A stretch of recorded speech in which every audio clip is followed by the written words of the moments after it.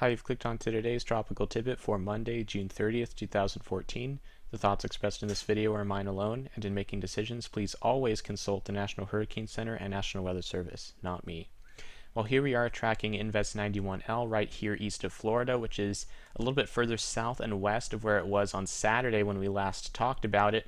And it's doing what we expected then, meandering around here east of Florida, coming slowly to the southwest, may make it fairly close to the Florida coastline before eventually recurving back up towards the north and on up parallel to the southeast U.S. coastline over the next few days or so. But it is moving slowly.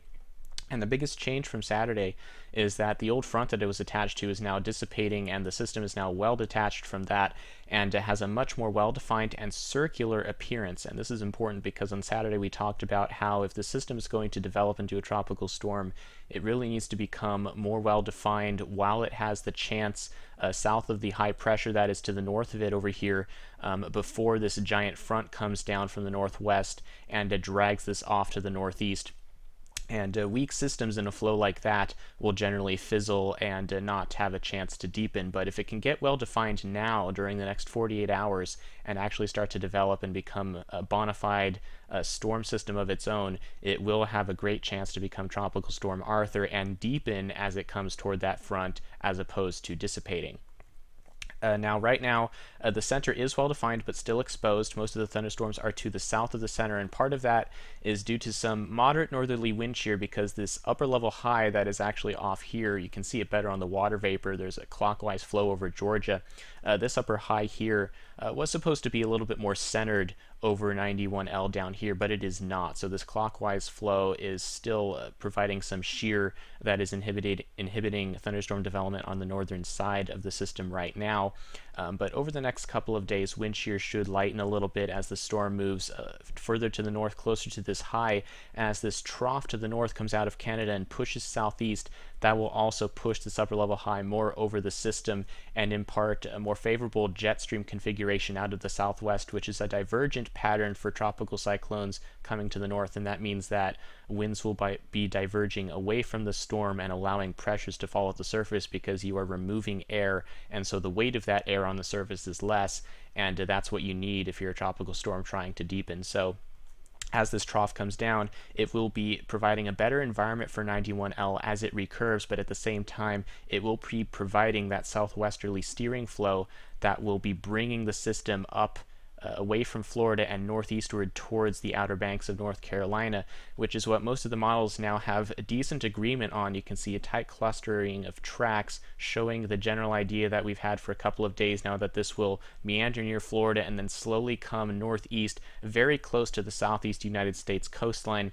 And right now you can see all these 96s. This is showing that most of the models show in 96 hours, which is 4 days from now, the system will be passing the Outer Banks. So that's still a long ways away.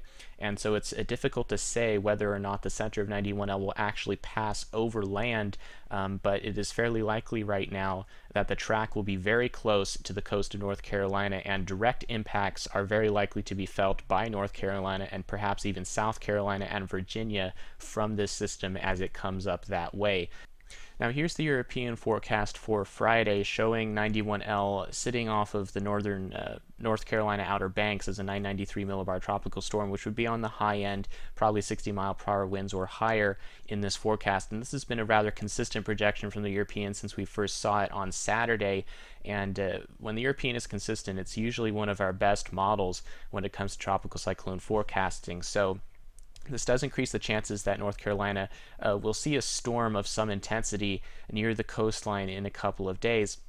Now, not all models agree about this, and there are some things to consider that may hinder the storm as it does come up towards the north. And one of those is that even though we have a well-defined circulation right now, what you really want for a tropical disturbance is for the circulation to be as isolated as possible. Now, the circulation of a tropical storm is never truly isolated from its environment, but what you want is the air in the circulation to be moving round and round and able to pick up moisture over and over again from the ocean surface, and then eventually spiral into the storm center and then rise and become thunderstorms that help the storm strengthen.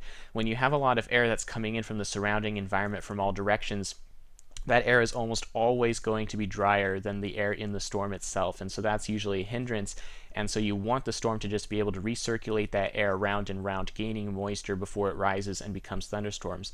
The problem for this system is that it is not the most isolated, because there is this flow from the northwest out of this pocket of dry air that exists from Cape Canaveral up to Cape Hatteras. I'll actually outline it a little bit better here. It's this area of clear skies that you can see with limited clouds, and this dry air is getting pulled down into the circulation of 91L, and I think this may be a problem for it over the next 48 hours or so that may inhibit thunderstorm formation and consistency, and this may prevent any real strengthening of the system during the next couple of days. Even if it is classified by the NHC as a tropical depression or storm, it may not strengthen very much while it is near Florida, and this dry air may be a problem for some time.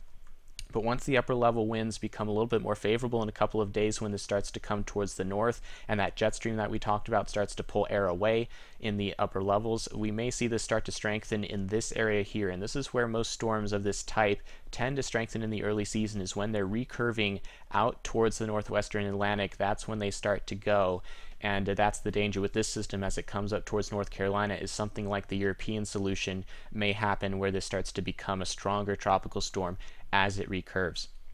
But if it is in a weaker state, when it's coming up here off of South Carolina because of this dry air here, then it won't be deepening quite as much as it could if it was developing today or tomorrow into a stronger storm. So essentially, the more it strengthens now, the more it will strengthen later. The less it strengthens now, the weaker it will be later. So root for it to stay weak during the next day or two east of Florida, because that will decrease its chances of becoming too tremendous of a storm in this region. But the Carolinas should certainly be ready for a tropical storm type event, if not a bona fide tropical storm in name, coming up very close to the Outer Banks, if not over the Outer Banks, by Thursday. And the NHC will, of course, have the official forecast track warnings and advisories if they do classify the system, and you should pay full attention to those products when and if they come out, as that will provide the most pertinent information to you as a resident in these areas. All right, that's it for today. Thanks for watching.